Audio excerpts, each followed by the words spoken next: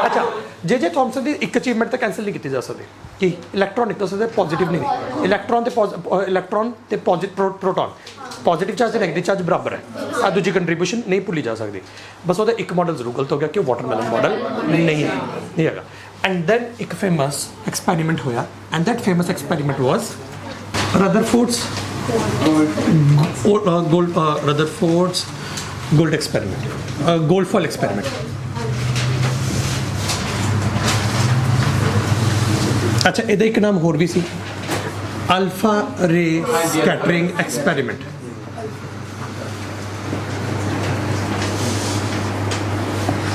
ਤੇ ਮੇਰੀ ਇੱਕ ਗੱਲ ਧਿਆਨ ਨਾਲ ਸੁਣੋਗੇ 10 ਮਿੰਟ ਵੀ ਨਹੀਂ ਲਗਾਉਣ ਲੱਗੇ ਕਿਉਂਕਿ ਆਵਲਾ ਟੌਪਿਕ ਆਲਰੇਡੀ ਕਾਫੀ ਬੱਚਿਆਂ ਨੂੰ ਪਤਾ ਹੁੰਦਾ ਹੈ ਬਟ ਮੈਂ ਜਿਹੜਾ ਕਿ ਫਿਰ ਵੀ ਆਪਣੀ ਚੀਜ਼ ਇਸ ਕਰਕੇ ਕਰਾਉਣਾ ਚਾਹੁੰਦਾ ਵੀ ਕੱਲ੍ਹ ਨੂੰ ਇਸ ਤੋਂ ਇੰਟਰਸਟਿੰਗ ਚੀਜ਼ ਤੋਂ ਸਟਾਰਟ ਕਰਾਂਗੇ ਆਪਾਂ ਉਹਦੇ ਕੀ ਹੋ ਰਿਹਾ ਸੀ ਰਦਰਫੋਰਡ ਦਾ ਜਿਹੜਾ ਆਵਲਾ ਐਕਸਪੈਰੀਮੈਂਟ ਹੈ ਇਸ ਦਾ ਮੇਨ ਮੋਟਿਵ ਕੀ ਸੀ ਜੇ ਥੌਮਸਨ ਨੂੰ ਸਹੀ ਪ੍ਰੂਫ ਕਰਨਾ ਸਹੀ ਪ੍ਰੂਫ ਕਰਨਾ ਜੇ ਥੌਮਸਨ ਨੂੰ ਕਿਉਂ ਕਿਉਂਕਿ ਜੇ ਥੌਮਸਨ ਦਾ ਮਾਡਲ ਹੈ actually it was quite N obvious model it was quite N obvious model ਸਾਰਿਆਂ ਨੂੰ ਐਂ ਲੱਗ ਰਿਹਾ ਸੀ कि यार सही है एटम्स एक आए मन के चलो छोटे छोटे स्फेयर्स है हार्ड स्फेयर तो उसके इलैक्ट्रॉन्स बाहर निकली अंदर तो पॉजिटिव चार्ज बाहर नहीं निकले तो मतलब एटम एक पॉजिटिवली चार्ज स्फेयर है जिवें एक watermelon is a red sphere in which बीज are embedded seeds are embedded atom is a positively charge sphere in which electrons are embedded and electron आए खिंचे गए जिवें मान लो वैक्यूम पंप जो लगाता आप वाटरमेलन तो बीज आए खिंचे गए and this is what they all were thinking and everyone was quite convinced with this model everyone was quite convinced कोई भी किसी ਨੂੰ ਐ ਨਹੀਂ ਹੈਗਾ ਸੀ ਕੋਈ ਦਿੱਕਤ ਨਹੀਂ ਹੈਗੀ ਸੀ ਰਦਰਫੋਰਡ ਆਇਆ ਰਦਰਫੋਰਡ ਦੇ ਦਿਮਾਗ 'ਚ ਕੀ ਚੱਲ ਰਿਹਾ ਸੀ ਅਗਰ ਅੱਜ ਜੇ ਥੌਮਸਨ ਸਹੀ ਹੈ ਹਾਂਜੀ ਤਾਂ ਆਪਾਂ ਇੱਕ ਐਕਸਪੈਰੀਮੈਂਟ ਕੈਰੀ ਆਊਟ ਕਰਕੇ ਦੇਖਦੇ ਹਾਂ ਆਪਾਂ ਇੱਕ ਮੈਂ ਬੜੀ ਥਿਨ ਗੋਲਡ ਦੀ ਫੋਇਲ ਚੱਕੋ ਅੱਛਾ ਗੋਲਡ ਜਿਹੜੀ ਫੋਇਲ ਹੈ ਉਹ ਐਂ ਇਮੈਜਿਨ ਕਰੋ ਕਿ ਮੈਂ ਐਂ ਰੱਖੀ ਹੋਈ ਹੈ ਜੇ ਮੈਂ ਫॉर एग्जांपल ਇੱਕ ਕਾਗਜ਼ ਚੱਕ ਲੈਣੇ जिम्मे कागज़ आप आए रख दें बस आए गोल्ड की फॉइल पी आ कागज़ बहुत मोटा है आप इस तो बहुत थिन चकना पे गोल्ड की फॉइल इन्नी थिन चकनी है it should be just 1000 atoms thin 1000 atom thick नहीं बोल रहा मैं थिन बोल रहा 1000 एटम थिन मतलब यानी कि अगर मैं साइड व्यू दिखावा सुनो तो उरे इन्ने एटम्स पे होने चाहिए कि एक लाइन के अगर आप रखे तो 1000 एटम्स ही आ एक्स लग रहा कि भी बहुत ज़्यादा मोटा है बहुत ज़्यादा पतला है अगर आप सोच के देखिए थोड़ा क्या लगता है पूरे कितने एटम्स होंगे इस तो भी अगला एटलीस्ट अगर मैं सुनूँ अपने वालों बोलने की कोशिश करा तो होंगे 10 की पावर 12 या 10 की पावर 13 मैं कि ना व्हेन आई से thin I actually means it actually means thin आए लाइन चला जित आए ਹੁਣ ਇਸ ਵਕਤ ਆਈ ਲਾਈਨ ਦੇ ਵਿੱਚ ਇੰਨੇ ਪਏ ਨੇ ਜਿੰਨੇ ਮੈਂ ਤੈਨੂੰ ਬੋਲ ਕੇ ਚੁੱਕਿਆ ਠੀਕ ਹੈ ਪੂਰੇ ਕਿੰਨੇ ਚਾਹੀਦੇ ਕਿੰਨੇ ਨੇ ਆਪਾਂ ਨੂੰ ਲਾਈਨ ਦੇ ਆਏ ਲਾਈਨ ਦੇ ਅੰਦਰ ਕਿੰਨੇ ਚਾਹੀਦੇ ਨੇ ਆਪਾਂ ਨੂੰ 1000 ਸਮਝ ਲਓ ਹੁਣ ਤੁਸੀਂ 1000 ਐਟਮ ਥਿਕ ਹੋਣੀ ਚਾਹੀਦੀ ਹੈ ਐਂਡ ਤੁਸੀਂ ਕਹਿ ਰਹੇ ਹੋ ਕਿ ਭਈਆ ਮਤਲਬ ਬਹੁਤ ਜ਼ਿਆਦਾ ਥਿਨ ਹੋ ਗਿਆ ਹਾਂ ਹੁਣ ਅਗਰ ਤੁਸੀਂ ਇਸ ਦੀ ਮੋਟਾਈ ਨੂੰ ਸਮਝ ਲਓ ਕਿੰਨੀ ਹੈ ਤਾਂ ਬਹੁਤ ਜ਼ਿਆਦਾ ਥਿਨ ਹੋ ਗਿਆ ਬਣਾਇਆ ਕਿਵੇਂ ਗਿਆ ਸੀ ਆਪਾਂ ਐਕਚੁਅਲੀ ਰੈਗੂਲਰਲੀ ਖਾਣੀ ਹੈ ਚਾਂਦੀ ਦੀ ਕਾਜੂ ਤਲੀ ਦੀ ਜਿਹੜੀ ਵਰ ਐਂ ਜੇ ਕਿਤਾ ਹੀ ਉੱਡ ਗਿਆ ਕਾਜੂ ਕਤਲੀ ਦੇ ਉੱਪਰ ਉਹ ਸਿਲਵਰ ਦੀ ਫੋਇਲ ਹੁੰਦੀ हम बस उमें गोल्ड की फॉइल इमेजिन करो बट उससे थोड़ी थिनर वो गोल्ड की फॉइल सुनो वो गोल्ड की फॉइल मान लो रस्ते पी है उस गोल्ड की फॉइल अगर पी है चलो हूँ मैं थोड़े एटम्स बारे दिखाना है आसी तो एटम्स मैं इस स्फेयर को दिखा रहे क्योंकि जे थॉमसन कहता सी स्फेयर है जे थॉमसन सैड कि एटम्स आई होने चाहिए तो इन्होंने इलैक्ट्रॉन्स आए पे होने चाहिए अटके हुए इंबेडेड एंड अगर तुहानूं क्लीयर है कि होया कि बई रदरफोर्ड ने उहदे अपना एक एक्सपैरीमेंट कैरी आउट करने का सोचा एंड एक्सपैरीमेंट की सी आ सारा पॉजिटिवली चार्ज स्फेयर है जिसदे विच इलैक्ट्रॉन्स इंबेडेड है आ पॉजिटिव चार्ज ते नैगेटिव चार्ज बराबर है बट मास फैलिया होया है तो गोल्ड के एक एटम का मास जिन्ना भी है वो सारा मास पूरे फैलिया होया होगा गोल्ड के एक एटम का जिन्ना भी मास है वो सारा मास फैलिया होया होगा इलैक्ट्रॉन्स भी झड़के हुए होंगे जिवें वाटरमेलन दे विच सारा रैड वाला हिस्सा फैलिया होगा कहता इस दे विच मैं गोलियां मारूंगा बस वो गोलियां बुलेट वाली नहीं होनी एक्चुअली वो गोलियां होंगी अल्फा पार्टिकल्स उन्हें अल्फा पार्टिकल्स की है अगर मैं इसनूं सिंपल टर्म्स दे विच बोलां अल्फा पार्टिकल्स गंजे हीलियम है ਉਹ ਹੀਲੀਅਮ ਦੇ ਐਟਮਸ ਹੈ ਜਿਨ੍ਹਾਂ ਚੋਂ ਇਲੈਕਟ੍ਰੋਨਸ ਬਾਹਰ ਕੱਢ ਕੇ ਰੱਖੇ ਹੋਏ ਨੇ। ਉਹ ਹੀਲੀਅਮ ਦੇ ਐਟਮਸ ਹੈ ਜਿਸ ਚੋਂ ਇਲੈਕਟ੍ਰੋਨਸ ਬਾਹਰ ਕੱਢ ਕੇ ਰੱਖੇ ਨੇ। ਅਲਫਾ ਪਾਰਟੀਕਲ ਤੇ 4u ਮਾਸ ਹੈ ਤੇ 2 ਪੋਜ਼ਿਟਿਵ ਚਾਰਜ ਹੁੰਦਾ ਹੈ। ਜਿਹੜੇ ਦੋ ਉਹ ਵੀ ਕੱਟ ਦੋ ਇਲੈਕਟ੍ਰੋਨਸ ਹੈ ਤਾਂ ਉਹ ਵੀ ਬਾਹਰ ਕੱਢਦੇ। ਹੀਲੀਅਮ ਦੇ ਵਿੱਚ ਦੋ ਇਲੈਕਟ੍ਰੋਨ ਸੀ, ਇਹ ਚੀਜ਼ਾਂ ਪਤਾ ਲੱਗ ਚੁੱਕੀਆਂ ਸੀ ਉਦੋਂ ਤੱਕ। 2 ਪੋਜ਼ਿਟਿਵ ਤੇ 4u।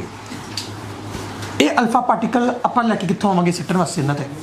ਇੱਕ ਤੁਸੀਂ ਪੱਥਰ ਚੱਕਦੇ ਆ, ਯੂਰੇਨੀਅਮ ਦਾ ਪੱਥਰ ਹੁੰਦਾ, ਉਹਨਾਂ ਦੇ ਵਿੱਚੋਂ ਅਲਫਾ ਪਾਰਟੀਕਲਸ ਰੈਗੂਲਰਲੀ ਨਿਕਲਦੇ ਰਹਿੰਦੇ ਨੇ। ਇਹ ਮਤਲਬ ਜਿਹਨੂੰ ਆਪਾਂ ਬੋਲਦੇ ਹਾਂ ਕਿ uranium technically alpha particles, helium ਦੇ ਨਿਊਕਲੀਅਸਿਸ, ਮਤਲਬ ਹੀਲੀਅਮ ਆਪਾਂ ਉਹ ਨਹੀਂ ਬੋਲਦੇ, ਬਸ ਐਸ ਹੀਲੀਅਮ ਦੇ ਐਟਮਸ। ਚਲੋ ਛੱਡੋ, ਅਲਫਾ ਪਾਰਟੀਕਲ ਬਸ ਕੁਝ ਪਾਰਟੀਕਲ ਹੈ ਜਿਨ੍ਹਾਂ ਤੇ 4u ਮਾਸ ਹੈ ਤੇ 2 ਪੋਜ਼ਿਟਿਵ ਚਾਰਜ ਹੈ। ਠੀਕ ਹੈ, ਇਹ 4u ਮਾਸ ਤੇ 2 ਪੋਜ਼ਿਟਿਵ ਚਾਰਜ ਵਾਲੇ ਰੈਗੂਲਰਲੀ ਯੂਰੇਨੀਅਮ ਦੇ ਵਿੱਚੋਂ ਨਿਕਲਦੇ ਰਹਿੰਦੇ ਨੇ ਆ ਪਾਰਟੀਕਲਸ, ਅਲਫਾ ਪਾਰਟੀਕਲਸ। ਐਂਡ ਇਹ ਅਲਫਾ ਪਾਰਟੀਕਲਸ ਕਿੱਧਰ ਨੂੰ ਜਾਣ ਦੀ ਕੋਸ਼ਿਸ਼ ਕਰਨਗੇ? ਇੱਧਰ ਨੂੰ। ਤੇ ਇਹਨਾਂ ਨੂੰ ਜਿਹੜੀ ਹੈਗੀ ਕਾਈਨੈਟਿਕ એનર્ਜੀ ਜਿਹੜੀ ਹੈਗੀ ਹੈ ਕਿੰਨੀ ਕੁ ਹੁੰਦੀ ਇਹਨਾਂ ਦੀ? ਬਹੁਤ ਜ਼ਿਆਦਾ। They are very high kinetic energy. Technically ਆਪਾਂ ਇਹ ਸਮਝ ਲੈਂਦੇ ਕਿ ਆਪਾਂ ਗੋਲਡ ਦੀ ਫੁੱਲ ਤੇ ਐਕਚੁਅਲੀ ਬੁਲਟ ਸਿੱਟ ਰਹੇ ਹਾਂ। ਜਿਵੇਂ ਸਮਝ ਕਾਗਜ਼ ਦੇ ਉੱਪਰ ਮੈਂ ਗੋਲੀਆਂ ਮਾਰਾਂ, ਐ ਸਮਝ ਲੈ ਕਿ ਗੋਲਡ ਦੀ ਫੁੱਲ ਇੰਨੀ ਥਿਕਨੈਸ ਸੀ ਤੇ ਉਸ ਦੇ ਉੱਪਰ ਜਿਹੜੇ ਮੈਂ ਅਲਫਾ ਪਾਰਟੀਕਲ ਸਿੱਟ ਰਹੇ ਹਾਂ ਇਹਨਾਂ ਦਾ ਇੰਨਾ ਜ਼ਿਆਦਾ ਮੋਮੈਂਟਮ, ਇੰਨੀ ਜ਼ਿਆਦਾ ਕਾਈਨੈਟਿਕ એનર્ਜੀ ਹੈ ਕਿ ਇਹ ਤਾਂ ਐ ਸਮਝ ਲੈਂਦੇ ਕਿ ਬੜਕਾ ਕੇ ਮਾਰਨਗੇ ਉਹਨਾਂ ਨੂੰ, ਗੋਲਡ ਫੁੱਲ ਨੂੰ। ਆਪਾਂ ਅਲਫਾ ਪਾਰਟੀਕਲ ਸਿੱਟਾਂਗੇ, ਬਟ ਇਹ ਅਲਫਾ ਪਾਰਟੀਕਲਸ ਤਾਂ ਹਰ ਡਾਇਰੈਕਸ਼ਨ 'ਚ ਨਿਕਲਣੇ ਯੂਰੇਨੀਅਮ ਤੋਂ। ਤਾਂ ਇਹਨੂੰ ਆਪਾਂ ਇੱਕ ਡਾਇਰੈਕਸ਼ਨ ਦੇਣ ਲਈ ਮੈਂ ਕੀ ਕਰੂੰਗਾ, ਇੱਕ ਡੱਬੇ 'ਚ ਰੱਖੂੰਗਾ। ਆਹ ਡੱਬਾ ਜਿਹੜਾ ਹੈਗਾ ਇਸ ਦੇ ਵਿੱਚ ਮੈंने ਯੂਰੇਨੀਅਮ ਦਾ ਪੀਸ ਰੱਖਿਆ ਤੇ ਇਸ ਦੇ ਵਿੱਚ ਹੁਣ ਅਲਫਾ ਪਾਰਟੀਕਲਸ ਨੂੰ ਇੱਕ ਡਾਇਰੈਕਸ਼ਨ ਦਿੱਤੀ, ਕਿਉਂਕਿ ਗਲੀ ਆਪਾਂ ਇੱਕ ਬਣਾਈ ਹੈ ਤੇ ਇਸ ਨੂੰ ਇੱਕ ਡਾਇਰੈਕਸ਼ਨ ਦਿੱਤੀ। ਅਲਫਾ ਪਾਰਟੀਕਲ ਬਸ ਇੱਧਰ ਨੂੰ ਜਾਣਗੇ ਐਂਡ ਸਾਹਮਣੇ ਰੱਖਤੇ ਗੋਲਡ ਫੋਇਲ। ਐਂਡ ਇੱਕ ਗੱਲ ਹੋਰ, ਆਸੇ ਪਾਸੇ ਮੈंने ਇੱਕ ਜ਼ਿੰਕ ਸਲਫਾਈਡ ਦੀ ਕੋਟਿੰਗ ਰੱਖਤੀ। ਅਗਰ ਇਹ ਅਲਫਾ ਪਾਰਟੀਕਲ ਇਸ ਜ਼ਿੰਕ ਸਲਫਾਈਡ ਦੀ ਕੋਟਿੰਗ ਦੇ ਨਾਲ ਟਕਰਾਉਣਗੇ, ਉੱਥੇ ਸ਼ਾਈਨ ਕ੍ਰੀਏਟ ਹੋਊਗਾ ਤਾਂ ਆਪਾਂ ਨੂੰ ਅੰਦਾਜ਼ਾ ਲੱਗ ਜਾਊਗਾ ਕਿ ਅਲਫਾ ਪਾਰਟੀਕਲ ਜਾ ਕੇ ਇੱਧਰ ਨੂੰ ਪੈਸੇ। ਹੁਣ ਮੇਰੀ ਗੱਲ ਧਿਆਨ ਨਾਲ ਸਮਝ ਲਓ, ਅਗਰ ਉਹ ਅਲਫਾ ਪਾਰਟੀਕਲ ਨਿਕਲ ਕੇ ਉੱਥੇ ਗੋਲਡ ਫੋਇਲ ਨਾਲ ਜਾ ਕੇ ਵੱਜਣ ਲੱਗੇ ਨੇ, ਇੱਕ ਕਾਗਜ਼ ਦੇ ਨਾਲ, ਜਿਵੇਂ ਆਪਾਂ ਸੋਚ ਕੇ ਦੇਖਦੇ ਗੋਲਡ ਦੀ ਫੋਇਲ ਹੈ ਤੇ ਇਸ ਦੇ ਨਾਲ ਜਾ ਕੇ ਅਲਫਾ ਪਾਰਟੀਕਲ ਐ ਵੱਜਣ ਲੱਗੇ ਨੇ, ਹੋਣਾ ਕੀ ਚਾਹੀਦਾ? ਉਹ ਅਲਫਾ ਪਾਰਟੀਕਲ ਕਿਉਂਕਿ ਬਹੁਤ ਜ਼ਿਆਦਾ ਹਾਈ એનર્ਜੀ ਵਾਲੇ ਹੈ, ਜਾਂ ਤਾਂ ਇਸ ਗੋਲਡ ਫੋਇਲ ਨੂੰ ਉਡਾ ਕੇ ਪਰੇ ਮਾਰਨਗੇ। ਨਹੀਂ ਉਡਾ ਕੇ ਪਰੇ ਮਾਰੇ ਗੋਲਡ ਫੋਇਲ, ਅਗਰ ਉਹ ਮੇਰੇ ਮਿਲਦੇ ਆ ਤਾਂ ਅਲਫਾ ਪਾਰਟੀਕਲ ਕਿਉਂਕਿ ਇੰਨਾ ਜ਼ਿਆਦਾ ਮਾਸ ਪਿਆ ਰਸਤੇ 'ਚ, ਇੰਨਾ ਮਾਸਿਸ ਨਾਲ ਐਂ ਸਮਝ ਲੈਂਦੇ ਵਿੱਚੋਂ ਪਾਸ ਹੁੰਦਾ ਉਹਦੀ એનર્ਜੀ ਕਾਫੀ ਘੱਟ ਜੂ, ਬਹੁਤ એનર્ਜੀ ਘੱਟ ਜੂਗੀ। ਕੁਝ ਤਾਂ ਵਿੱਚ ਵੀ ਰਹਿ ਸਕਦੇ ਨੇ, ਜਾਂ ਆਈ ਨਹੀਂ ਪਤਾ ਜਿਹੜੇ ਆਰ ਪਾਰ ਚਲੇ ਗਏ, ਕਿਉਂਕਿ ਬਹੁਤ ਜ਼ਿਆਦਾ એનર્ਜੀ ਹੈ ਤਾਂ ਆਲਮੋਸਟ ਆਪਾਂ ਆਰ ਪਾਰ ਹੀ ਮੰਨ ਕੇ ਚੱਲਦੇ ਹਾਂ ਕਿ ਜੇ ਆਰ ਪਾਰ ਚਲੇ ਗਏ ਤਾਂ ਸਿੱਧੀ ਡਾਇਰੈਕਸ਼ਨ 'ਚ ਨਹੀਂ ਰਹਿਣੇ, ਉਹ ਟੇਢੇ ਬਿੰਗੇ ਚਲੇ ਜਾਣਗੇ। ਅਗਰ ਮੰਨ ਲੈਣੇ ਕਿ ਉਹਦੇ ਅਗਰ ਮੈਂ ਇੱਕ ਦੀਵਾਰ ਬਣਾਦਾ ਜ਼ਿੰਕ ਸਲਫਾਈਡ ਦੀ, ਜ਼ਿੰਕ ਸਲਫਾਈਡ ਦੀ ਅਗਰ ਮੈਂ ਇੱਕ ਦੀਵਾਰ ਬਣਾਦਾ ਤੇ ਅਗਰ ਅਲਫਾ ਪਾਰਟੀਕਲਸ ਸਿੱਧੇ ਜਾ ਰਹੇ ਸੀ ਤਾਂ ਉਹ ਸਿੱਧੇ ਜਾਂਦੇ ਹੈਗੇ, ਉਹ ਆਏ ਕਰ ਲੈਣਾ ਅਲਫਾ ਪਾਰਟੀਕਲ ਜਿਹੜੇ ਹੈਗੇ ਬੈਂਡ ਹੋ ਜਾਣਗੇ ਤੇ ਸਾਰੇ ਅਲਫਾ ਪਾਰਟੀਕਲ ਬੈਂਡ ਹੋਣਗੇ ਐਂਡ ਸਾਰੇ ਅਲਫਾ ਪਾਰਟੀਕਲ ਸਮਾਲ ਐਂਗਲਸ ਤੇ ਬੈਂਡ ਹੋਣਗੇ। ਇਹ ਆਬਜ਼ਰਵੇਸ਼ਨ ਨਹੀਂ ਕਹਿ ਰਿਹਾ ਮੈਂ, ਸੋਚਿਆ ਸਮਾਲ ਐਂਗਲ ਤੇ ਬੈਂਡ ਹੋਣਗੇ। ਹੁਣ ਤੁਸੀਂ ਕਹੋਗੇ ਕਿਉਂਕਿ ਅਲਫਾ ਪਾਰਟੀਕਲਸ ਦੀ ਕਾਈਨੈਟਿਕ એનર્ਜੀ ਬਹੁਤ ਜ਼ਿਆਦਾ ਹੈ ਤੇ ਸਾਹਮਣੇ ਮਾਸ ਫੈਲਿਆ ਹੋਇਆ ਪਿਆ। ਇੱਕ ਤਰੀਕੇ ਦੇ ਮੈਨੂੰ ਦੱਸੋ, ਅਗਰ ਮੈਂ ਮੰਨ ਲਓ ਮੈਂ ਕਾਟਨ ਚੱਕ ਲਾ, ਅਗਰ ਤੇ ਕਾਟਨ ਦੀ ਦੀਵਾਰ ਚੱਕ ਲਈ, ਕਾਟਨ ਦੀ ਦੀਵਾਰ ਦੇ ਵਿੱਚੋਂ ਮੋਟੀ ਜਿਹੀ ਦੀਵਾਰ ਹੈ ਤਾਂ ਉਸ ਦੇ ਵਿੱਚੋਂ ਮੈਂ ਜਿਹੜਾ ਹੈਗਾ ਇੱਕ ਗੋਲੀ ਮਾਰਾਂ, ਗੋਲੀ ਸਲੋ ਹੋ ਜਾਓ, ਉਹ ਕਾਟਨ ਚੋਂ ਨਿਕਲਦੇ ਹੋਏ ਉਹਦੀ ਡਾਇਰੈਕਸ਼ਨ ਬਦਲ, ਥੱਲੇ ਚੱਲੀਏ ਉਹ ਉੱਪਰ ਚਲੇ, ਕਿਉਂਕਿ ਥੱਲੇ ਕੋ ਜੋ ਗ੍ਰੈਵਿਟੀ ਹੈ, ਆ ਗ੍ਰੈਵਿਟੀ ਨਾ ਹੁੰਦੀ ਤਾਂ ਥੋੜੀ ਇੱਧਰ ਨੂੰ ਚਲੀ ਜਾਂਦੀ, ਉੱਧਰ ਨੂੰ ਚਲੀ ਜਾਂਦੀ, ਉੱਪਰ ਨੂੰ ਚਲੀ ਜਾਂਦੀ, ਥੱਲੇ ਨੂੰ ਚਲੀ ਜਾਂਦੀ, ਕਿਤੇ ਵੀ ਜਾ ਸਕਦੀ ਸੀ। ਸਮਾਲ ਐਂਗਲ 'ਤੇ ਡਿਫਲੈਕਟ ਹੋ ਜਾਂਦੇ, ਸਿੱਧਾ ਤਾਂ ਨਾ ਜਾਂਦੇ, ਕਿਉਂਕਿ ਉਹ ਜਿਹੜੀ ਡਾਇਰੈਕਸ਼ਨ 'ਚ ਆਪਾਂ ਭੇਜਿਆ ਉੱਥੋਂ ਤਾਂ ਸਲੋ ਹੋ ਗਏ ਨਾ। ਤਾਂ ਆਹ ਚੀਜ਼ ਇੱਕ ਉਮੀਦ ਸੀ ਤੇ ਬਾਉਂਸ ਬੈਕ ਕਰਨ ਦੀ ਉਮੀਦ ਹੈਗੀ ਸੀ ਨਾ, ਕਿਉਂਕਿ ਕਾਟਨ ਹੈ ਯਾਰ। ਹੁਣ ਆਏ ਤਾਂ ਨਹੀਂ ਕਿ ਮੈਂ ਗੋਲੀ ਮਾਰੀ ਕਾਟਨ ਦੇ ਨਾਲ ਬਾਉਂਸ ਬੈਕ ਕਰਕੇ ਜਿਹੜੇ, ਅੱਛਾ ਕੋਈ ਵੀ ਪਲੀਜ਼ ਇਹਨੂੰ ਨਾ ਸੋਚੋ ਉਹ ਚੀਜ਼ ਨਹੀਂ ਹੋਣ ਲੱਗੀ। ਆਏ ਕਾਟਨ ਨੂੰ ਇੰਨਾ ਵੀ ਸਟਰੋਂਗ ਨਾ ਸਮਝੋ, ਆਏ ਤਾਂ ਆਰ ਪਾਰ ਤਾਂ ਹੋ ਹੀ ਜਾਓ ਕਿ ਬੱਚੇ ਬਾਜੀ ਕਹਿੰਦੇ ਨੇ ਜਿਵੇਂ ਕਾਟਨ ਦੀ ਦੀਵਾਰ ਉੱਤੇ ਆ ਕੇ ਆਪਾਂ ਵਿੱਚ ਵੱਜੀਏ ਤਾਂ ਆਪਾਂ ਬਾਉਂਸ ਬੈਕ ਕਰ ਜਾਵਾਂਗੇ, ਤਾਂ ਗੋਲੀ ਵੀ ਟਕ ਵੱਜ ਕੇ ਆਏ ਬਾਉਂਸ ਬੈਕ ਕਰ ਜਾਏ, ਨਹੀਂ ਹੋਊਗਾ। ਆਰ ਪਾਰ ਜਾਊਗੀ ਤੇ ਸਮਾਲ ਐਂਗਲ ਸੇ ਡਿਫਲੈਕਟ ਹੋ ਜਾਊਗੀ ਸਾਰੀ। ਇਹ ਇੱਕ ਥਿਉਰੀ ਸੀ ਕਿ ਹੋਣਾ ਚਾਹੀਦਾ। ਅਗਰ ਆਏ ਹੋ ਗਿਆ ਤੇ ਅਲਫਾ ਪਾਰਟੀਕਲ ਕੋਈ ਵੀ ਬਾਉਂਸ ਬੈਕ ਕਰਕੇ ਵਾਪਸ ਨਹੀਂ ਆ ਸਕਦਾ, ਕਿਉਂਕਿ ਕਾਟਨ ਹੈ, ਉੱਥੇ ਲੋਹੇ ਦੀ ਬੋਲ ਨਹੀਂ ਪਈਆਂ, ਕਾਟਨ ਪਿਆ ਐਂ ਸਾਲਾ ਫੈਲਿਆ ਹੋਇਆ ਮਾਸ ਪਿਆ, ਬਾਉਂਸ ਬੈਕ ਕਰਕੇ ਆ ਨਹੀਂ ਸਕਦਾ ਤੇ ਸਾਰੇ ਸਿੱਧੇ ਤਾਂ ਜਾ ਨਹੀਂ ਸਕਦੇ ਕਿਉਂਕਿ ਸਮਾਲ ਐਂਗਲ ਤੇ ਡਿਫਲੈਕਟ ਹੋਣਗੇ। ਐਂਡ ਜਦੋਂ ਐਕਸਪੈਰੀਮੈਂਟ ਕੈਰੀ ਆਊਟ ਕੀਤਾ ਗਿਆ, ਆਹੀ ਤਾਂ ਚੀਜ਼ ਸਭ ਤੋਂ ਵੱਡੀ ਪੰਗਾ ਪਿਆ। Most of the alpha particles, in fact ਅਗਰ ਮੈਂ ਮੰਨ ਲੈਣਾ ਅਲਫਾ ਪਾਰਟੀਕਲਸ ਅਗਰ ਮੈਂ ਸਿੱਟਾ ਤਾਂ most of the alpha particles just ਵੈਂਟ straight. ਜਿੰਨੇ ਵੀ ਅਲਫਾ ਪਾਰਟੀਕਲ ਭੇਜੇ ਆ ਰਹੇ ਸੀ ਸਾਰੇ ਅਲਫਾ ਪਾਰਟੀਕਲ ਜਿਹੜੇ ਹੈਗੇ ਨੇ ਸਟ੍ਰੇਟ ਚਲੇ ਗਏ। ਡਾਟਾ ਦੱਸਾਂ, ਇਕੱਲੇ 0.14% ਪਾਰਟੀਕਲ ਸੀ ਜਿਹੜੇ 1 ਡਿਗਰੀ ਤੋਂ ਜ਼ਿਆਦਾ ਬੈਂਡ ਹੋਏ ਸੀ।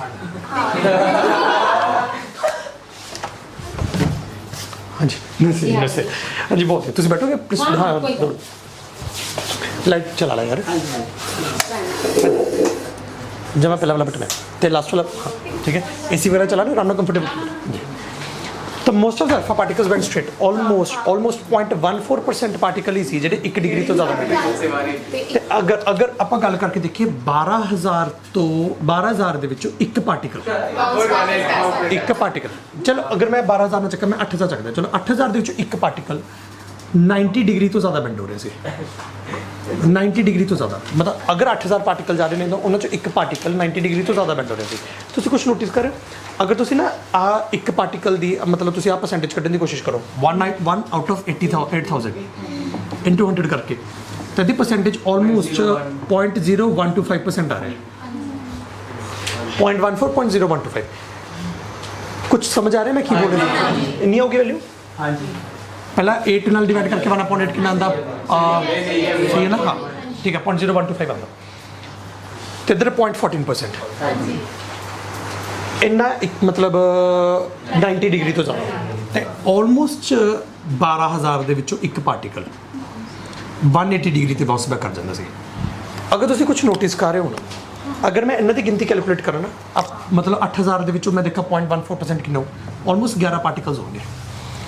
11 ਪਾਰਟੀਕਲ 90 ਡਿਗਰੀ ਤੋਂ ਜ਼ਿਆਦਾ ਬਾਉਂਸ ਬੈਕ ਕਰੀ ਜਾਂਦੇ ਨੇ ਉਹਨਾਂ ਦੇ ਵਿੱਚ 90 ਡਿਗਰੀ ਤੋਂ ਨਹੀਂ 1 ਡਿਗਰੀ ਤੋਂ ਜ਼ਿਆਦਾ ਤੇ ਉਹਨਾਂ ਦੇ ਵਿੱਚੋਂ ਇੱਕ ਪਾਰਟੀਕਲ ਫਿਰ ਇਹ ਜਿਹਾ ਆ ਜਾਂਦਾ ਹੁੰਦਾ ਸੀ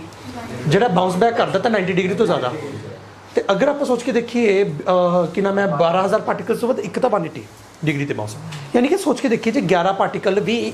1 ਡਿਗਰੀ ਤੋਂ ਜ਼ਿਆਦਾ ਬਾਉਂਸ ਬੈਕ ਕਰ ਰਹੇ ਨੇ ਤੇ ਉਹਨਾਂ ਦੇ ਵਿੱਚੋਂ ਇੱਕ ਤਾਂ 90 ਡਿਗਰੀ ਤੋਂ ਜ਼ਿਆਦਾ ਬਾਉਂਸ ਬੈਕ ਕਰੀ ਜਾਂਦਾ ਮਤਲਬ ਐਂ ਹੋ ਗਿਆ ਕਿ 0.14% ਪਾਰਟੀਕਲ ਹੀ ਹੈ ਜਿਹੜੇ ਕਿ ਆਏ ਨੂੰ ਬੈਂਡ ਹੋ ਰਹੇ ਨੇ ਤੇ 11 ਫਿਰ ਯਾਨੀ ਕਿ ਜੇ ਆਪਾਂ ਸੋਚ ਕੇ ਦੇਖੀਏ 8000 ਚੋਂ 11 ਪਾਰਟੀਕਲ ਤੇ ਉਹਨਾਂ ਦੇ ਵਿੱਚੋਂ ਇੱਕ ਪਾਰਟੀਕਲ ਤਾਂ ਆਏ ਵੀ ਬਾਉਂਸ ਬੈਕ ਕਰ ਗਿਆ 90 ਡਿਗਰੀ ਤੋਂ ਤੇ ਅਗਰ ਆਪਾਂ ਸੋਚ ਕੇ ਦੇਖੀਏ ਫਿਰ ਅੱਧਾ ਪਾਰਟੀਕਲ 8000 ਚੋਂ ਅੱਧਾ ਪਾਰਟੀਕਲ ਕਹਿ ਲਓ ਜਾਂ ਤੁਸੀਂ ਮੈਂ ਕਿਹਾ 12000 ਦੇ ਵਿੱਚ ਇੱਕ ਪਾਰਟੀਕਲ ਮੰਨ ਲਿਓ ਉਹ ਬਾਉਂਸ ਬੈਕ ਕਰ ਰਿਹਾ ਮੈਂ ਸਿਰਫ ਕਹਿਣਾ ਕੀ ਚਾਹੁੰਦਾ ਯਾਨੀ ਕਿ ਜਿਹੜੇ 11 ਪਾਰਟੀਕਲ ਡਿਬੇਟ ਹੋ ਵੀ ਰਹੇ ਨੇ ਨਾ ਹੁਣ ਉਹ ਹੋ ਵੀ ਚੱਜ ਨਾਲ ਰਹੇ ਨੇ ਜੇ ਹੋ ਵੀ ਰਹੇ ਨੇ ਤਾਂ ਚੱਜ ਨਾਲ ਹੋ ਰਹੇ ਨੇ 11 ਮਤਲਬ 8000 ਦੇ ਵਿੱਚ ਪਾਰਟੀਕਲ ਜਿਹੜੇ ਹੋ ਨਹੀਂ ਰਹੇ ਉਹ ਤਾਂ ਜੰਮੇ ਸਿੱਧਾ ਚਲੇ ਗਏ ਜਿਹੜੇ ਹੋ ਰਹੇ ਨੇ ਫਿਰ ਉਹ ਚੱਜ ਨਾਲ ਹੀ ਹੋ ਰਹੇ ਘੱਟ ਗਿਣਤੀ ਘੱਟ ਹੋ ਰਹੀ ਹੈ ਜਿਹੜੀ ਵੀ ਹੋ ਰਹੀ ਹੈ ਤਾਂ ਚੱਜ ਨਾਲ ਹੋ ਰਹੀ ਹੈ ਹੁਣ ਅਗਰ ਆਵਲੀ ਗੱਲ ਅਗਰ ਤੁਹਾਨੂੰ ਸਾਰਾ ਡਾਟਾ ਕਲੀਅਰ ਹੈ ਤਾਂ ਉਹਦੇ ਸਾਰੇ ਡਾਟਾ ਤੋਂ ਇੱਕ ਕੰਕਲੂਜਨ ਨਿਕਲਦਾ ਸੀ ਮਾਸ ਫੈਲਿਆ ਤੇ ਗੋਲੀ ਜਿਹੜੀ ਹੈਗੀ ਹੁਣ ਕਾਟਨ ਦੇ ਦੀਵਾਰ ਦੇ ਵਿੱਚੋਂ ਤਾਂ ਨਹੀਂ ਆਰ ਪਾਰ ਹੋ ਰਹੀ ਪੱਕੀ ਗੱਲ ਹੈ ਕਿ ਸਾਰਾ ਆਈ ਸਮਝੋ ਕਾਟਨ ਦਾ ਜਿਹੜਾ ਹੈਗਾ ਭਾਰ ਇਕੱਠਾ ਕਰਕੇ ਜਿਵੇਂ 100 ਕਿਲੋ ਕਾਟਨ ਨੇ ਫੈਲੀ ਨਹੀਂ ਪਈ ਉਹ ਇਕੱਠਾ ਕਰਕੇ 100 ਕਿਲੋ ਦੀ ਇੱਕ ਬਾਲ ਪਈ ਹੈ ਤੇ ਉਹਦੇ ਨਾਲ ਟਕਰਾ ਕੇ ਗੋਲੀ ਬਾਉਂਸ ਬੈਕ ਕਰ ਸਕਦੀ ਹੈ ਸੋ ਪਤਾ ਇਹਨੂੰ ਐ ਇਸ ਐਕਸਪੈਰੀਮੈਂਟ ਨੂੰ ਅਗਰ ਸਮਝਾਉਣਾ ਹੋਵੇ ਐਗਜ਼ਾਮਪਲ ਦੇ ਕੇ ਐ ਸਮਝੋ ਕਿ ਟਿਸ਼ੂ ਪੇਪਰ ਦੇ ਨਾਲ ਮੈਂ ਇੱਕ 15 ਇੰਚ ਦੀ ਗੋਲੀ ਮਾਰੀ ਹੈ ਤਾਂ ਬਾਉਂਸ ਬੈਕ ਕਰ ਗਈ ਹਾਂ ਠੀਕ ਹੈ ਬਹੁਤ ਇਹ ਤਾਂ ਉਹਦੇ ਲਈ ਤਾਂ ਆਈ ਹੋਣਾ ਚਾਹੀਦਾ ਕਿ ਸਾਰਾ ਮਾਸ ਲਿਟਰਲੀ ਇੱਕ ਜਗ੍ਹਾ ਤੇ ਇਕੱਠਾ ਹੋਇਆ ਪਿਆ ਫੇਰ ਹੀ ਪੋਸੀਬਲ ਹੋ ਸਕਦਾ ਨਹੀਂ ਤਾਂ ਨਹੀਂ ਪੋਸੀਬਲ ਹੋ ਸਕਦਾ ਐਂਡ ਇਹ ਸਾਰੇ ਐਕਸਪੈਰੀਮੈਂਟ ਦਾ ਫਿਰ ਆਹੀ ਰਿਜ਼ਲਟ ਨਿਕਲਿਆ ਇੱਕ ਐਟਮ ਹੈ ਉਸ 'ਚ ਸਾਰਾ ਮਾਸ ਫੈਲਿਆ ਨਹੀਂ ਹੋਇਆ ਉਹ ਸਾਰਾ ਮਾਸ ਬਹੁਤ ਜਗ੍ਹਾ ਅੱਛਾ ਹੈ ਤੇ ਜਦੋਂ ਆਹ 8000 ਦੇ ਵਿੱਚੋਂ ਜਦੋਂ ਮੈਂ ਕੀ ਇਹਨਾਂ ਵੀ ਦੇਖੋ ਰਸਤੇ 'ਚ 1000 ਐਟਮ ਪਏ ਸੀ ਉਹਨਾਂ 1000 ਐਟਮ 'ਚੋਂ ਵੀ ਬਚਾ ਕੇ ਅਗਰ ਕੋਈ ਅਲਫਾ ਪਾਰਟੀਕਲ ਸਿੱਧਾ ਜਾ ਰਿਹਾ ਹੈ ਇਨਫੈਕਟ 99.86% ਪਾਰਟੀਕਲਸ ਅਗਰ ਸਿੱਧਾ ਜਾ ਰਹੇ ਹੈ 1000 ਮਤਲਬ ਪਾਰਟੀਕਲਸ 'ਚੋਂ ਪਾਰ ਕਰਕੇ ਇਹਦਾ ਮਤਲਬ ਕਿਤੇ ਨਾ ਕਿਤੇ ਜਿਹੜੇ ਵੀ ਰਸਤੇ 'ਚ 1000 ਪਾਰਟੀਕਲਸ ਪਏ ਵੀ ਨੇ ਸੱਚੀ ਉਹਨਾਂ ਦੇ ਵਿੱਚ ਜਿਹੜਾ ਹੈਗਾ ਆਹ ਮਾਸ ਹੈ ਬਹੁਤ ਥੋੜੀ ਜਗ੍ਹਾ ਤੇ ਪਿਆ ਬਹੁਤ ਜ਼ਿਆਦਾ ਥੋੜੀ ਜਗ੍ਹਾ ਤੇ ਪਿਆ ਤੇ ਇੰਨੀ ਜਗ੍ਹਾ ਖਾਲੀ ਹੈ ਕਿ ਅਲਫਾ ਪਾਰਟੀਕਲ ਕੋਲੇ ਮਤਲਬ ਜਗ੍ਹਾ ਹੀ ਜਗ੍ਹਾ ਹੈ ਕਿ 1000 ਐਟਮਸ ਵਿੱਚੋਂ ਵੀ ਨਿਕਲ ਕੇ ਜਿਹੜਾ ਕਿ ਸਾਹਮਣੇ ਜਾਈ ਜਾਂਦੇ ਉਹ ਵੀ ਇੰਨੇ ਪਾਰਟੀਕਲਸ ਇੰਨਾ ਛੋਟਾ ਹੈ ਸਾਰਾ ਮਾਸ ਵੀ ਉੱਥੇ ਪਿਆ ਐਂਡ ਸਾਰਾ ਪੋਜ਼ਿਟਿਵ ਚਾਰਜ ਵੀ ਉੱਥੇ ਪਿਆ ਹੁਣ ਦੇਖੋਗੇ ਪੋਜ਼ਿਟਿਵ ਚਾਰਜ ਕਿੱਥੇ ਪਿਆ ਰਿਪਲਸ਼ਨ ਹੋਈ ਹੈ ਵੀ ਉਰੇ ਇੱਕ ਅਲਫਾ ਪਾਰਟੀਕਲ ਇੱਧਰ ਜਾ ਕੇ ਆਏ ਮੰਨ ਲੈਣਾ ਕਿ ਉਰੇ ਇੱਕ ਐਟਮ ਪਿਆ ਸੀ ਤੇ ਉਸ ਐਟਮ ਦੇ ਆਹ ਮੰਨ ਲੈਣੇ ਮੈਂ ਛੋਟਾ ਨਿਊਕਲੀਅਸ ਆ ਦਿਖਾਣਾ ਇੱਕ ਰੀਜਨ ਜਿੱਥੇ ਸਾਰਾ ਮਾਸ ਪਿਆ ਇਹਦੇ ਕੋਲੇ ਜਾ ਕੇ ਆਈ ਬਾਉਂਸ ਬੈਕ ਕਰ ਗਿਆ ਯਾਨੀ ਕਿਤੇ ਨਾ ਕਿਤੇ ਰਿਪਲਸ਼ਨ ਹੋ ਰਹੀ ਹੈ ਅਗਰ ਰਿਪਲਸ਼ਨ ਹੋ ਰਹੀ ਹੈ ਤਾਂ ਆਈ ਸਮਝੋ ਸਾਰਾ ਪੋਜ਼ਿਟਿਵ ਚਾਰਜ ਵੀ ਉਰੇ ਪਿਆ ਐਂਡ ਸਾਰਾ ਮਾਸ ਵੀ ਉਰੇ ਪਿਆ ਐਂਡ ਇਸ ਰੀਜਨ ਨੂੰ ਬੋਲਿਆ ਗਿਆ ਸੀ ਨਿਊਕਲੀਅਸ ਆਫ ਐਨ ਐਟਮ ਬਾਈ ਉਹਦੇ ਇੱਕ ਨਾ ਪੰਗਾ ਪੈ ਗਿਆ ਸਾਰਿਆਂ ਨੂੰ ਧਿਆਨ ਨਾਲ ਸਮਝਿਓ ਮਾਸ ਆਏ ਬੋਲਸ ਵਾਂਗੂ ਤਾਂ ਹੈ ਹੀ ਨਹੀਂ ਇਨਫੈਕਟ ਮੈਂ ਆਈ ਤਾਂ ਦਿਖਾਈ ਨਹੀਂ ਸਕਦਾ ਐਟਮ ਨੂੰ ਐਟਮ ਇੱਕ ਆਏ ਬੋਲ ਵਾਂਗੂ ਤਾਂ ਐਟਮ ਦਾ ਸਾਰਾ ਮਾਸ ਤੋੜੇ ਪਿਆ ਸਾਰਾ ਪੋਜ਼ਿਟਿਵ ਚਾਰਜ ਵੀ ਉਰੇ ਪਿਆ ਬਾਹਰ ਕੋਈ ਕਵਰਿੰਗ ਹੈਗੀ ਹੈ ਨਾ। ਕਹਿੰਦੇ ਫਿਰ ਇਲੈਕਟ੍ਰੋਨ ਕਿੱਥੇ ਹੈ? ਇਲੈਕਟ੍ਰੋਨ ਗੇੜੇ ਕੱਢੀ ਜਾਂਦੇ ਨੇ। This is what Rutherford said. ਤੁੱਕਾ ਮਾਰਿਆ ਉਹਨੇ। ਤੁਸੀਂ ਹੁਣ ਗੇੜੇ ਕਿਉਂ ਕੱਢ ਰਹੇ ਨੇ? ਅਗਰ ਇੱਕ ਜਗ੍ਹਾ ਤੇ ਖੜਾ ਹੁੰਦਾ ਇਲੈਕਟ੍ਰੋਨ ਤਾਂ ਵਿੱਚ ਆ ਕੇ ਵੱਜਦਾ। ਆਸੇ ਪਾਸੇ ਦੀ ਸਾਰੀ ਜਗ੍ਹਾ ਤਾਂ ਖਾਲੀ ਹੈ। ਜੇ ਖਾਲੀ ਨਾ ਹੁੰਦੀ ਫਿਰ ਅਲਫਾ ਪਾਰਟੀਕਲ ਸਿੱਧਾ ਕਿਉਂ ਜਾ ਰਿਹਾ? ਯਾਨੀ ਕਿ ਇੱਕ ਆਈਟਮ ਜੇ ਮੈਂ ਆਈ ਸਰਕਲ ਦਿਖਾ ਰਿਹਾ, ਪਹਿਲੀ ਗੱਲ ਤਾਂ ਸਰਕਲ ਇਮੇਜਿਨ ਨਾਲ ਕਰਿਓ ਹੈਗਾ। ਇੱਕ ਛੋਟਾ ਜਿਹਾ ਰੀਜਨ ਹੈ ਜਿੱਥੇ ਸਾਰਾ ਸਾਰਾ ਮਾਸ ਹੈ। ਅਗਰ ਮੈਂ ਤੁਹਾਨੂੰ ਦੱਸਿਆ ਅਗਰ ਇਹਦਾ ਰੇਡੀਅਸ ਐਟਮ ਦਾ ਰੇਡੀਅਸ 10 ਦੀ ਪਾਵਰ -10 ਮੀਟਰ ਹੈ, ਉਹ ਛੋਟੇ ਜਿਹੇ ਰੀਜਨ ਦਾ ਰੇਡੀਅਸ ਜਿਹੜਾ ਹੈਗਾ ਉਹ 10 ਦੀ ਪਾਵਰ -15 ਮੀਟਰ ਹੈ। ਜੇ ਕਿਸੇ ਨੂੰ ਨਹੀਂ ਪਤਾ ਆ ਮੈਂ ਡਾਟ ਵੀ ਵੱਡਾ ਦਿਖਾਇਆ। ਅਗਰ ਕਿਸੇ ਨੂੰ ਹਜੇ ਵੀ ਨਹੀਂ ਸਮਝ ਆ ਰਿਹਾ ਮੈਂ ਤੁਹਾਨੂੰ ਦਿਖਾਣਾ। ਅਗਰ ਮੰਨ ਲੈਂਦੇ ਹਾਂ ਕਿ ਆਪਾਂ ਜਿਹੜੇ ਕਮਰੇ ਦੇ ਵਿੱਚ ਬੈਠੇ ਹਾਂ, ਇਸ ਕਮਰੇ ਦੇ ਵਿੱਚ ਅਗਰ ਮੈਂ ਨਿਊਕਲੀਅਸ ਦਾ ਸਾਈਜ਼ ਦੱਸਣਾ ਹੋਵੇ ਤਾਂ ਮੈਂ ਸੂਈ ਦਾ ਜਿਹੜੀ ਨੀਡਲ ਦੀ ਟਿਪ ਹੁੰਦੀ ਹੈ ਨਾ ਉਹਨਾਂ ਕੋ। ਅਗਰ ਐਟਮ ਇੱਕ ਕਮਰਾ ਹੈ ਤਾਂ ਸੂਈ ਦੀ ਨੀਡਲ ਜੇ ਨੀਡਲ ਦੀ ਟਿਪ ਆ, ਸੂਈ ਦੀ ਟਿਪ ਨੀਡਲ ਦੀ ਟਿਪ ਉਹ ਨਿਊਕਲੀਅਸ ਹੈ। ਇੰਨਾ ਛੋਟੇ ਰੀਜਨ 'ਚ ਸਾਰਾ ਸਾਰਾ ਮਾਸ ਤੇ ਪੋਜ਼ਿਟਿਵ ਚਾਰਜ ਪਿਆ ਐਂਡ ਸਾਰੀ ਸਪੇਸ ਐਮਟੀ ਹੈ। ਅਗਰ ਮੈਂ ਇੱਕ ਹੋਰ ਚੀਜ਼ ਇੱਕ ਹੋਰ ਐਨੋਲੋਜੀ ਨਾਲ ਸਮਝਾਉਣਾ, ਇਹ ਸਮਝਣਾ ਬਹੁਤ ਜ਼ਰੂਰੀ ਹੈ। ਅਗਰ ਇੱਕ ਨਿਊਕਲੀਅਸ 1 ਮੀਟਰ ਰੇਡੀਅਸ ਹੈ ਮੇਰੀ ਬਾਂਹ ਜਿੰਨਾ, ਯਾਨੀ ਕਿ ਇੱਕ ਨਿਊਕਲੀਅਸ ਇਸ ਕਮਰੇ 'ਚ ਆ ਰਿਹਾ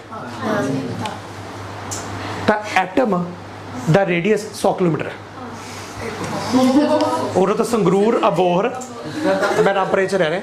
ਤਾਂ ਰਾਮਪੁਰ ਬਠਿੰਡਾ, ਮਤਲਬ ਤੁਸੀਂ ਸਮਝ ਲਓ ਤੁਸੀਂ ਕਿੰਨਾ ਰੀਜਨ ਸਾਰਾ ਕਵਰ ਕਰ ਲਿਆ। ਜਿਹੜਾ ਕਿ ਐਟਮ ਐਡਾ ਹੋਊਗਾ ਤਾਂ ਕਿੰਨੀ ਜਗ੍ਹਾ ਖਾਲੀ ਹੈ ਤੇ ਨਿਊਕਲੀਅਸ ਕਮਰੇ 'ਚ ਹੈ। ਹੁਣ ਅਗਰ ਤੁਸੀਂ ਸਾਰੀ ਇਸ ਚੀਜ਼ ਦੀ ਗ੍ਰੈਵਿਟੀ ਨੂੰ ਸਮਝ ਗਏ ਹੋ ਕਿਉਂ ਇੰਨੇ ਅਲਫਾ ਪਾਰਟੀਕਲ ਸਿੱਧਾ ਨਿਕਲ ਰਹੇ ਸੀ, ਕਿਉਂਕਿ ਬਹੁਤ ਜ਼ਿਆਦਾ ਜਗ੍ਹਾ ਖਾਲੀ ਹੈ। ਐਂਡ ਇਹ ਸਾਰੀ ਮੈਥਮੈਟੀਕਲ ਕੈਲਕੂਲੇਸ਼ਨਸ ਦੇ ਨਾਲ ਕੀਤਾ ਗਿਆ ਸੀ ਵੀ ਦੇਖਣ ਵਾਸਤੇ ਕਿ ਕਿੰਨਾ ਨਿਊਕਲੀਅਸ ਦਾ ਸਾਈਜ਼ ਹੋਊਗਾ। ਤਾਂ ਇੱਕ ਐਟਮ ਨਿਊਕਲੀਅਸ ਦਾ ਸਾਈਜ਼ ਬਹੁਤ ਛੋਟਾ, ਸਾਰਾ ਸਾਰਾ ਮਾਸ ਉਹਦੇ ਇਕੱਠਾ ਹੋਇਆ ਹੈ, ਸਾਰਾ ਸਾਰਾ ਜਿਹੜਾ ਹੈਗਾ ਚਾਰ ਜੋੜੇ ਇਕੱਠਾ ਹੋਇਆ। ਐਂਡ ਉਰੋਂ ਸਾਰੀ ਗੱਲਾਂ ਦਾ ਕੀ ਕੰਕਲੂਜਨ ਆਪਾਂ ਨੂੰ ਹੋਰ ਕੀ ਪਤਾ ਲੱਗਦਾ ਹੈ? ਇਲੈਕਟ੍ਰੋਨ ਕਿੱਥੇ ਹੈ ਆ ਨਹੀਂ ਪਤਾ ਲੱਗ ਰਿਹਾ ਸੀ। ਇਲੈਕਟ੍ਰੋਨ ਫਿਰ ਰਦਰਫੋਰਡ ਕਹਿੰਦਾ ਕਿ ਬਈ ਆਏਂ ਗੇੜੇ ਕੱਢ ਰਹੇ ਹੋਣਗੇ, ਇੱਕ ਜਗ੍ਹਾ ਤੇ ਕਿਉਂ ਨਹੀਂ ਖੜਾਣਾ, ਨਹੀਂ ਤਾਂ ਖਿੱਚਿਆ ਉਹ ਗੇੜੇ ਕੱਢ ਰਹੇ ਹੋਣਗੇ। ਠੀਕ ਹੈ। ਕੋਈ ਡਾਊਟ ਕਿਸੇ ਨੂੰ? ਬਟ ਇਸ ਸਾਰੇ ਕਨਸੈਪਟ 'ਚ ਇੱਕ ਛੋਟੀ ਜਿਹੀ ਕਮੀ ਸੀ। 2 ਮਿੰਟ ਨੇ ਸੁਣ ਤਾਂ ਲੈਣਾ ਤੁਸੀਂ, ਹੁਣ ਜ਼ਿਆਦਾ ਵਧੀਆ ਸਮਝ ਆਊਗਾ। ਨਿਊਕਲੀਅਸ ਲਾਸਟ ਚੀਜ਼ ਹੈ। ਸਾਰੇ ਰਦਰਫੋਰਡ ਕਹਿੰਦੇ ਇਲੈਕਟ੍ਰੋਨ ਘੁੰਮ ਰਿਹਾ, ਕਹਿੰਦਾ ਹਾਂ ਕਿ ਟਿੱਕੇ ਨਹੀਂ ਖੜਾ। ਫਿਰ ਟਿੱਕੇ ਕਿਵੇਂ ਖੜ ਜੂ ਨਾ ਵਿੱਚ ਖਿੱਚੇ, ਹਾਂ ਨਾਈਸ ਤਾਂ ਘੁੰਮ ਰਿਹਾ ਨਾ। ਰਦਰਫੋਰਡ ਕਹਿੰਦਾ ਹਾਂ ਘੁੰਮ ਰਿਹਾ। ਕਿ ਅਗਰ ਇੱਕ ਇਲੈਕਟ੍ਰੋਨ ਘੁੰਮ ਰਿਹਾ ਹੁੰਦਾ ਹੈ ਇਟਸ ਲਾਈਕ ਔਸੀਲੇਸ਼ਨ। ਜਦੋਂ ਇੱਕ ਇਲੈਕਟ੍ਰੋਨ ਅਗਰ ਘੁੰਮ ਰਿਹਾ ਹੈ ਇਟਸ ਲਾਈਕ ਔਸੀਲੇਸ਼ਨ। ਅਗਰ ਇੱਕ ਇਲੈਕਟ੍ਰੋਨ ਔਸੀਲੇਟ ਕਰ ਰਿਹਾ ਹੈ ਉਹ ਇੱਕ ਮੈਗਨੈਟਿਕ ਤੇ ਇਲੈਕਟ੍ਰਿਕ ਫੀਲਡ EM ਵੇਵਸ ਬਾਹਰ ਛੱਡੇ, ਉਹ ਇੱਕ ਲਾਈਟ ਬਾਹਰ ਛੱਡੇ। ਤਾਂ ਇੱਕ ਇਲੈਕਟ੍ਰੋਨ ਘੁੰਮਦਾ ਹੋਇਆ ਕਿਹੜੀ ਲਾਈਟ ਬਾਹਰ ਛੱਡ ਰਿਹਾ? ਜੇ ਅਗਰ ਮੰਨ ਲੈਣਾ EM ਵੇਵਸ ਬਾਹਰ ਛੱਡ ਵੀ ਰਿਹਾ ਤਾਂ ਫਿਰ એનર્ਜੀ ਘਟੇ, ਤੇ એનર્ਜੀ ਘਟੇ ਤਾਂ ਇਲੈਕਟ੍ਰੋਨ ਜਿਹੜਾ ਹੈਗਾ ਫਿਰ ਉਹਦੀ એનર્ਜੀ ਕਰਦੇ ਕਰਦੇ ਵਿੱਚ ਗਿਰੇ। ਪਰ ਰਦਰਫੋਰਡ ਆ ਹੋ ਰਿਹਾ? ਰਦਰਫੋਰਡ ਕਹਿੰਦਾ ਨਾ। ਕਹਿੰਦਾ ਕਿਉਂ ਨਹੀਂ ਹੋ ਰਿਹਾ? ਇਹ ਕਹਿੰਦਾ ਵੀ ਤੁਸੀਂ ਇਹਨੂੰ ਪਲੈਨਟਸ ਵਾਂਗੂ ਮੰਨ ਲਓ। ਕਹਿੰਦਾ ਠੀਕ ਹੈ ਮੰਨ ਲਾਂਗੇ, ਪਰ ਪਲੈਨਟਸ 'ਤੇ ਚਾਰਜ ਨਹੀਂ ਹੈਗਾ। ਅਗਰ ਇੱਕ ਚਾਰਜ ਪਾਰਟੀਕਲ ਔਸੀਲੇਟ ਕਰਦਾ ਹੈ ਉਹਨੇ EM ਵੇਵ ਬਾਹਰ ਛੱਡਣਾ ਚਾਹੀਦਾ ਹੈ, ਉਹਨੂੰ ਇਲੈਕਟ੍ਰੋਮੈਗਨੈਟਿਕ ਵੇਵਸ ਬਾਹਰ ਛੱਡਣੇ ਚਾਹੀਦੇ ਨੇ। ਅਗਰ ਉਹ એનર્ਜੀ ਰੇਡੀਏਟ ਕਰੂਗਾ ਤਾਂ ਇੱਕ ਇਲੈਕਟ੍ਰੋਨ ਵਿੱਚ ਗਿਰ ਜਾਣਾ ਚਾਹੀਦਾ। ਪਲੈਨਟਸ એનર્ਜੀ ਰੇਡੀਏਟ ਨਹੀਂ ਕਰਨਗੇ, ਇਲੈਕਟ੍ਰੋਨ ਕਰੂਗਾ। ਹੁਣ ਮੇਰੇ ਭਰਾ ਆ ਦੱਸ ਦੇ ਵੀ ਇਲੈਕਟ੍ਰੋਨ ਘੁੰਮ ਰਿਹਾ ਕਿ ਨਹੀਂ ਘੁੰਮ ਰਿਹਾ? ਰਦਰਫੋਰਡ ਕਹਿੰਦਾ ਇਲੈਕਟ੍ਰੋਨ ਦੇਖੋ ਯਾਰ ਮੈਨੂੰ ਨਿਊਕਲੀਅਸ ਵਾਲਾ ਤਾਂ ਮੈਂ ਸ਼ੋਰ ਹੈ। ਅਗਰ ਕਿਸੇ ਨੂੰ ਡਾਊਟ ਹੈ ਨਾ, ਦੇਖੋ ਮੈਨੂੰ ਵੀ ਡਾਊਟ ਹੈ ਇਸ ਐਕਸਪੈਰੀਮੈਂਟ 'ਤੇ। ਤੁਸੀਂ ਐਂ ਕਰੋ, 2 ਸਾਇੰਟਿਸਟਾਂ ਨੂੰ ਨੇ ਕਿਹਾ ਬਈ ਆਹ ਸੀ ਸਾਰਾ ਮੇਰਾ ਜਿਵੇਂ ਮੈਂ ਐਕਸਪੈਰੀਮੈਂਟ ਕੀਤਾ ਸੀ, carry out this experiment. This experiment was literally carried out 12 times and every time it produce the same result. In fact mathematical calculations ਆਈ ਵੀ ਚੇਂਜ ਕੀਤੀਆਂ ਗਈਆਂ। ਗੋਲਡ ਦੀ ਫੋਇਲ ਥਿੱਕ ਚੱਕੀ ਗਈ ਥੋੜੀ ਜਿਹੀ, ਤੇ ਅੰਦਾਜ਼ਾ ਲਗਾਇਆ ਗਿਆ ਕਿ ਅਗਰ ਮੈਂ ਇੰਨੀ ਗੋਲਡ ਫੋਇਲ ਆਪਾਂ ਥਿੱਕ ਚੱਕਦੇ ਹਾਂ ਤੇ ਅਗਰ ਸਾਰੀ ਆਹ ਕੈਲਕੂਲੇਸ਼ਨਸ ਠੀਕ ਹੈ ਤਾਂ ਇਹ ਰਿਜ਼ਲਟ ਆਉਣਾ ਚਾਹੀਦਾ। ਤੇ ਫਿਰ ਐਕਸਪੈਰੀਮੈਂਟ ਕੈਰੀ ਕਰਕੇ ਦੇਖਦੇ। ਤੇ ਜਦੋਂ ਐਕਸਪੈਰੀਮੈਂਟ ਕੈਰੀ ਆਊਟ ਕਰਕੇ ਦੇਖਿਆ ਲਿਟਰਲੀ ਰਿਜ਼ਲਟ ਉਵੇਂ ਹੀ ਬਦਲਿਆ ਜਿਵੇਂ ਉਹਨਾਂ ਨੇ ਐਕਸਪੈਕਟ ਕੀਤਾ ਸੀ। ਨਿਊਕਲੀਅਸ ਹੀ ਹੈ ਪੋਜ਼ਿਟਿਵ ਤੇ ਮਾਸ ਸਾਰਾ ਸਾਰਾ ਸੈਂਟਰ 'ਚ ਹੀ ਹੈ। ਬਸ ਅਗਲਾ ਕੁਐਸਚਨ ਉੱਠਦਾ ਫਿਰ ਇਲੈਕਟ੍ਰੋਨ ਕੀ ਕਰ ਰਹੇ ਨੇ। ਐਂਡ ਉਰੇ ਆਪਾਂ ਅਗਲੇ ਮਾਡਲ ਤੇ ਪਹੁੰਚਣ ਦੀ ਕੋਸ਼ਿਸ਼ ਕਰਾਂਗੇ ਵਿਦ ਨੈਕਸਟ ਲੈਕਚਰ। ਬਾਏ।